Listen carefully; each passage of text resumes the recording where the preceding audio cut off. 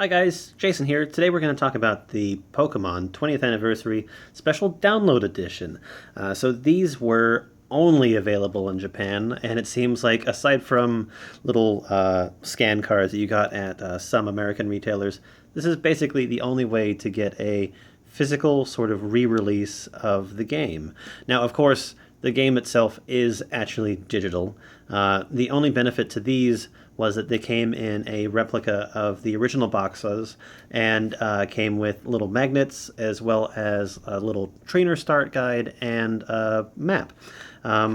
So I really like these. I saw them and I'm like, I have to have them. It's like, I can't read Japanese, but why the heck not? So let's start off with Pokemon Yellow here.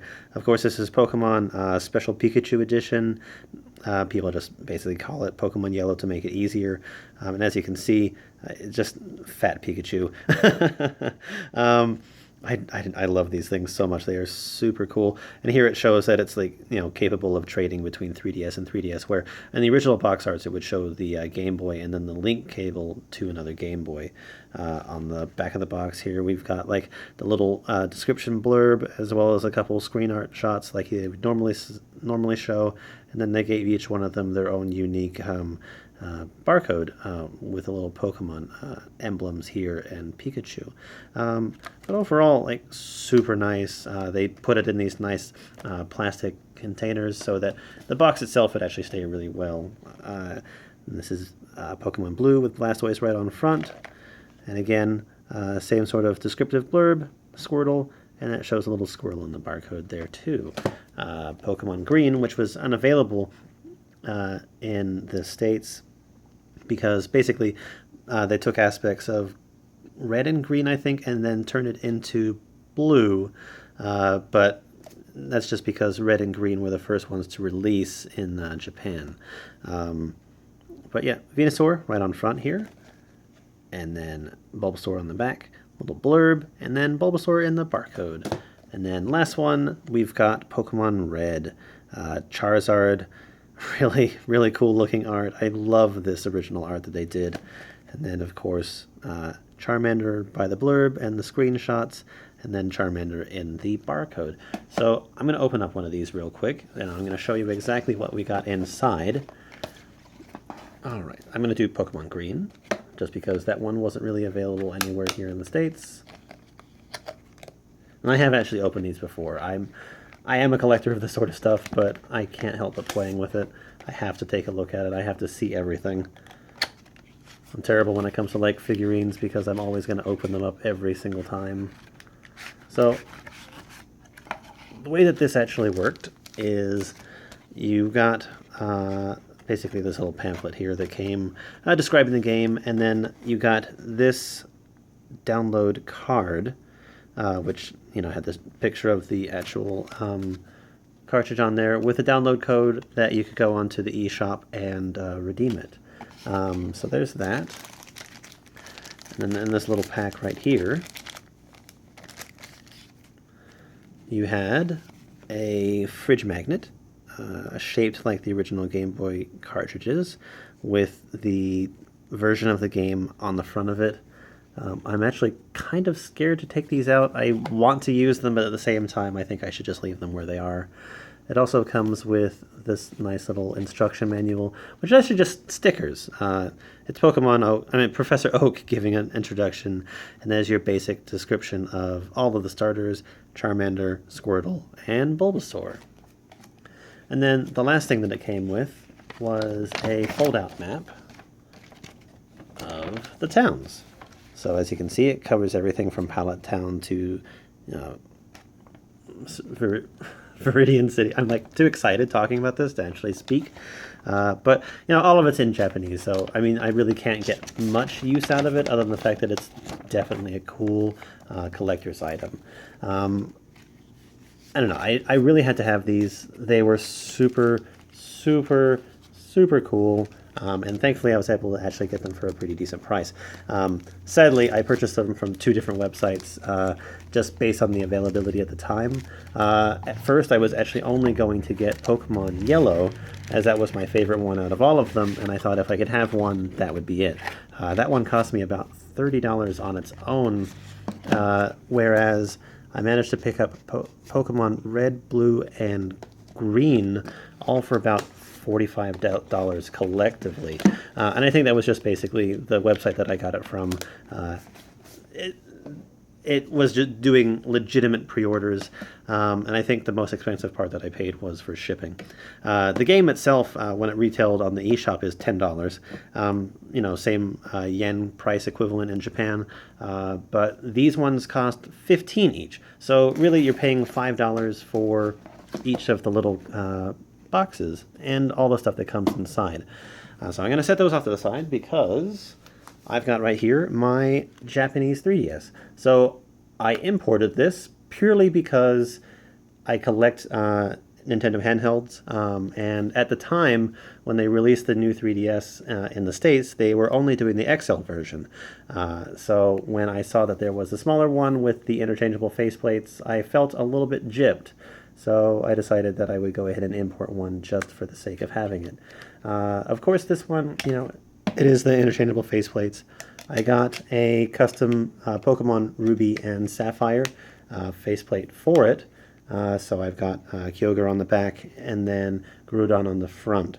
And I really liked this system purely because it did the Super Nintendo style, like Famicom one, with the yellow, green, blue, and red buttons for the face buttons, and then as well as just the interchangeable faceplates were definitely a cool selling point. When it comes to playing with these systems, I do prefer playing on the XL just because I like the larger screen real estate. It definitely does make a difference when playing, but there is something to be said about the fact that this is a little bit more compact, fits in your pockets better, and you know, easier for on the go. But then again, I carry the 3DS XL with me everywhere, and I, you know, don't care that it sticks out of my pocket just a little bit or it's a little bit unwieldy. So we're actually going to take a look at one of the Pokemon games real quick. I might actually start playing it, you know, but I have to muddle through Japanese language, which I don't know. I really do not know Japanese, so anything that I play is purely going to be experimental and to see what I can actually get done. Sorry, I think there was an update for the system and I have to do that first. So I'm going to jump cut real quick while I get the system updated and restarted. All right, I'm back. I got my system updated and everything. As you can see, I played around a little bit with the Badge Academy or Badge Arcade a little bit before it actually came out here in the States, just because I wanted to see what it was like. And honestly, this is a cool little way to actually try out stuff like that when I don't have options available to me here in the States. So we're actually going to play Pokemon Green, just because I've never played that one, and I think it's going to be fun to just see a game that I've never played before. Alright, so again, bear with me. This is Japanese, and I do not read or speak it. I'm going to basically try to make this as easy as I possibly can. I've played these games as much as the next person, so they're pretty standard and self-explanatory, so it shouldn't really take that much to actually get through them.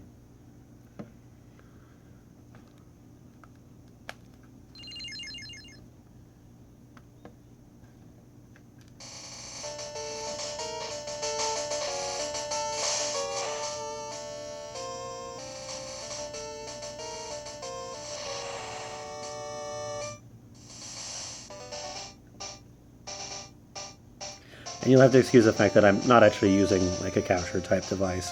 That's really expensive, and I don't really have access to anything like that, so this is going to have to do for this purpose. Alright, so I got Pocket Monsters Green version. This is new game, of course. And Professor Oak. Babbling on about, you know, welcome to the world of Pokemon. People catch these and train them and use them in battles. How I'm about to start my own Pokemon adventure, but I need a name. So let's give myself a name. You know what? I'm actually going to...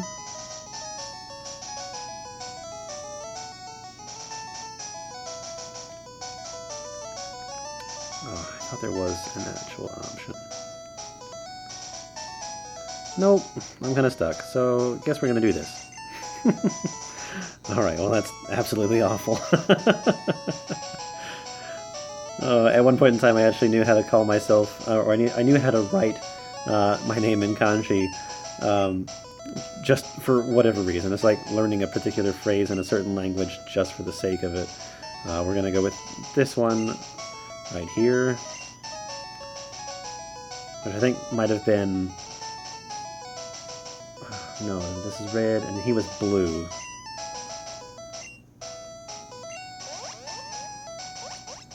Alright, so let's get started. Obviously, at home, first thing you always have to do is go to the PC and get your 1 potion. Because why not?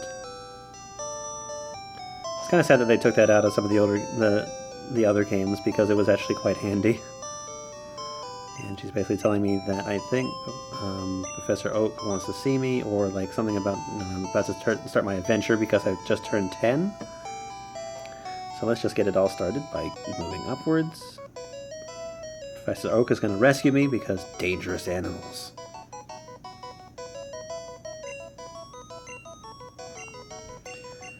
Tells me I shouldn't go in the long grass.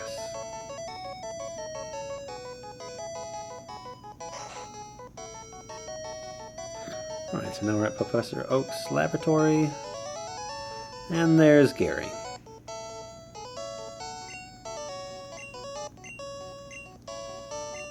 And just because we're playing Pokemon Green, I think it's pretty obvious as to which starter I'm going to choose for this.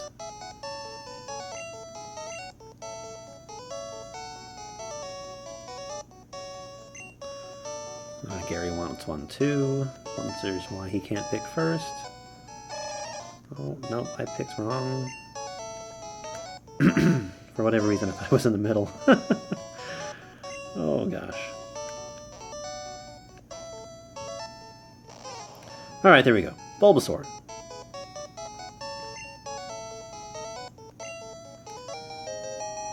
Alright, so by me picking Bulbasaur... Oh, that was terrible.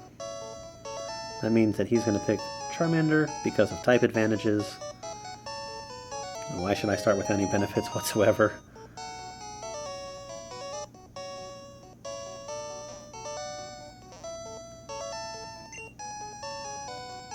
Alright, so let's go and have a battle.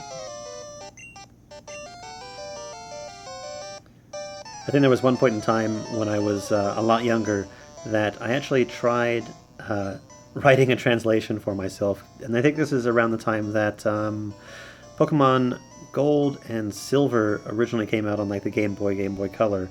I had managed to get myself an early ROM, and I was playing it on an emulator, and I was attempting to actually translate the Pokemon names, and I'd have a whole list of things next to me so that I can actually like read it and try to actually continue and know like who I was fighting with and what sort of move I was using. That's Growl, obviously. This is Tackle. I don't know. The lengths that I went to play the new Pokemon were pretty extreme, and I think that I would probably still do the exact same thing if it meant that I could play the new Pokemon earlier. But thankfully they're doing like the multi-region releases now, especially with like Pokemon Sun and Moon coming out this year. They're going to do all of those releases on the 18th of November. And it's kind of cool that they're actually reaching more regions now because they've added, I think it was a couple more Chinese dialects or writing to the actual translation, so allowing a lot more people the ability to actually play the game. Which is really cool, because Pokemon's always been one of those games that are about playing with friends and trading and battling each other, and it's definitely more about community than it is playing by yourself. I think they've emphasized that a lot lately in the story that they've been telling in a lot of the actual main story games. These battles always take forever. You can never predict what the actual opponent's going to do. And obviously those are moves that I just don't want to use ever, but it's making this battle take even longer because it's weakening my attack.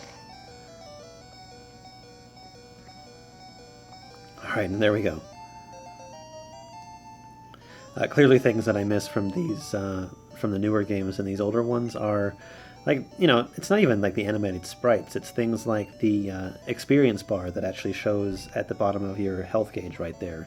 I think that's like one of the biggest things that I miss, because I always liked seeing that actual sense of progression.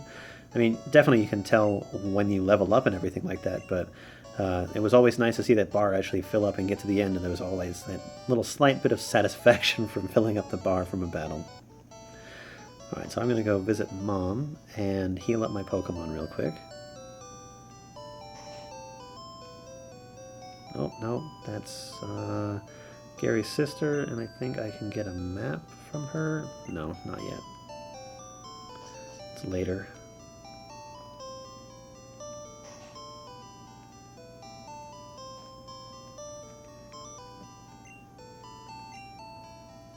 I have to excuse for the weird angle of the video. I'm trying to play while also being able to see it through the screen of myself.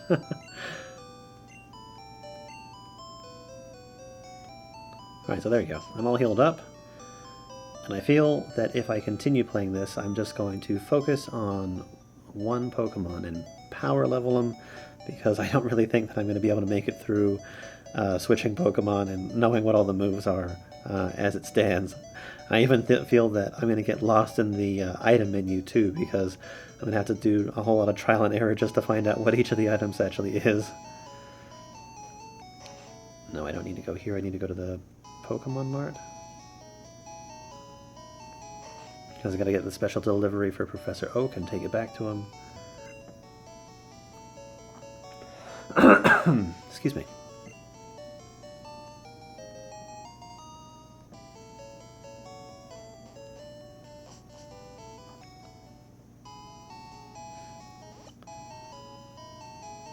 Alright, so let's quickly get back down to Professor Oak. I'm actually kind of amazed that I didn't get a random battle. I wasn't even really skipping anything. Not that much. There's at least one. Probably going to be Pidgey. Nope. It'd be incredibly funny if I was able to guess that. I remember when I was playing a lot of Pokemon X and Y, how the first battle that you would get into was always programmed, and basically you hit a certain point in the first little grassed off area, and it would be a Pidgey every single time.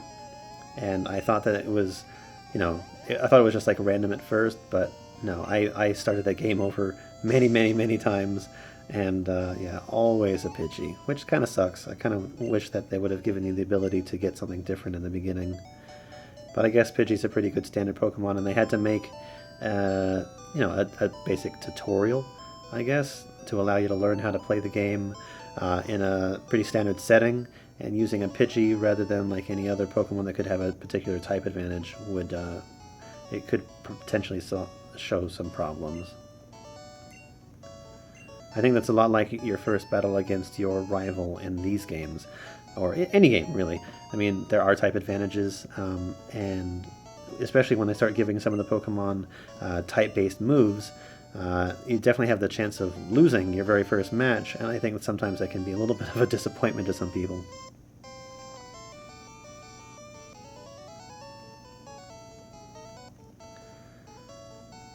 And here we are. Professor Oak's going to give both me and Gary our Pokedexes.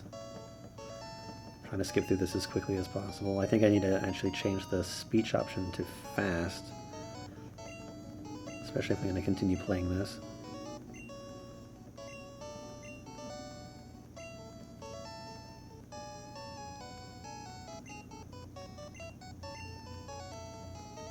It was actually my goal to download these purely because I wanted to see if I could actually trade from Pokemon Green, Yellow, and Red and Blue in the Japanese form to Pokemon Red, Yellow, whatever in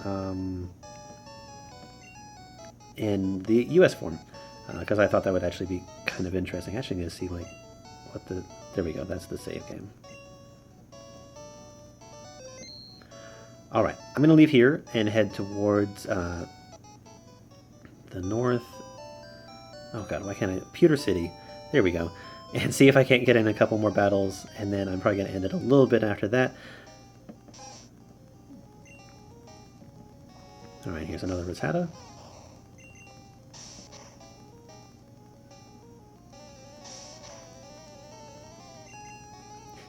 It'd be amazing if, like, I actually couldn't even get to Pewter City because I just fainted on the way. Which, you know, it's kind of possible. I mean, at the beginning, your Pokemon are very, very weak. And even fighting, like, level 2 or 3 Pokemon can actually potentially knock you out.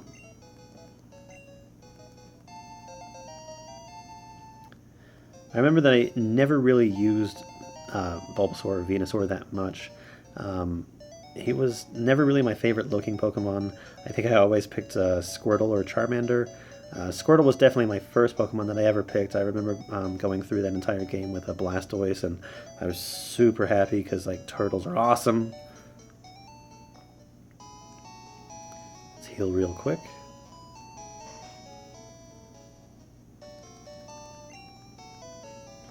You ever have those moments where you were trying to heal, but you wanted it to go faster, so you're just mashing the A button? Get stuck in a continuous heal loop.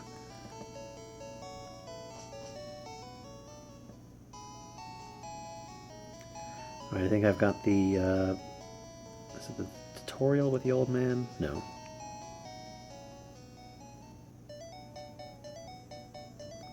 Oh, that's right, we're going to have to go through Viridian Forest first.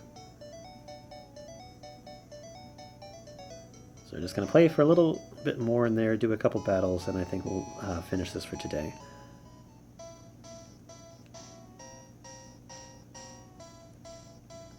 I think the only other disappointing thing about this game was the fact that you couldn't actually play it in a color form.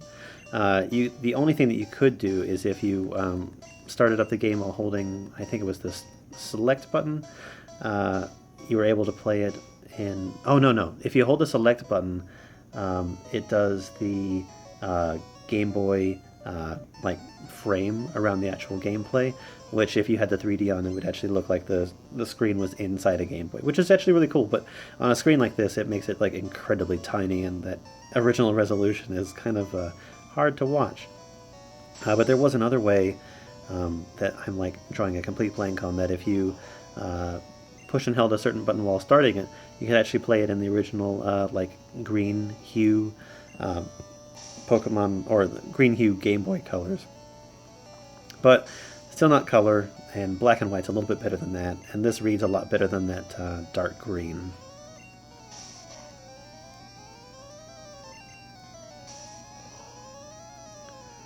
So out of Caterpie and Weedle, which one did you prefer? I really liked Caterpie because his end evolution, Butterfree, was a really powerful Pokemon on my team for a long time.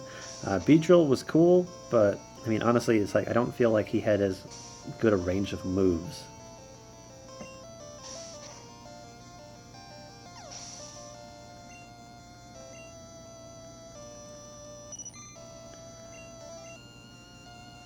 It's kind of interesting how these original sprites looked compared to the way that they look now. I often find myself like really impressed by the way that they make the 3D sprites these days, especially for the fact that, like, with the camera sort of panning all around and in front of and behind the Pokemon while you're in battle, and you get to see them actually like move as they attack. It's definitely taken some steps forward.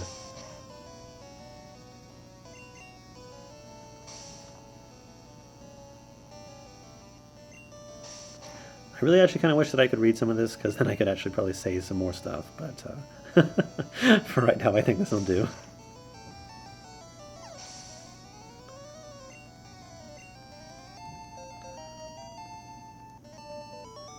Alright, so I reached level 8 and beat my very first trainer. I'm partially into Viridian Forest. I think I could actually complete this. It just might take a little while and some trial and error. Anyway, if you like this, let me know down below. If you'd actually like to see me play more of this, even though it's, you know, not necessarily the greatest way to watch a Let's Play, let me know. Maybe I will actually continue doing this and put out another episode. I mean, obviously I just finished doing a lot of the tutorial stuff, so the game will progress a lot faster now. But yeah, let me know if you like this, and I'll talk to you guys later. Bye!